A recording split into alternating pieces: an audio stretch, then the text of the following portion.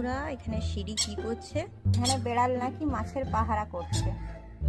বেড়াল মাছের পাহারা দেয়, দেখেছো কখনো? বেড়াল মাছ পাহারা দিচ্ছে। আমাদের বাড়ির বেড়াল হলো এই যে হাসি, আর মাছটা হলো এই যে পাখিটা। দেখো তো, ও নাকি পাখি পাহারা দিচ্ছে। 24 ঘন্টা চেষ্টা করছে খাঁচা ভেঙে কখনো পাখি খাবে। চিকেন খায় তো, পাখিদের গায়ে ওরকম পালকের গন্ধ আছে, সেটা পাচ্ছে। আমি আছি বলে এরা মুখ ঘুরিয়ে রেখেছে। আমি চলে যাব, সঙ্গে সঙ্গে চেষ্টা করবে খাঁচাটা ভেঙে পাখি খাওয়ার।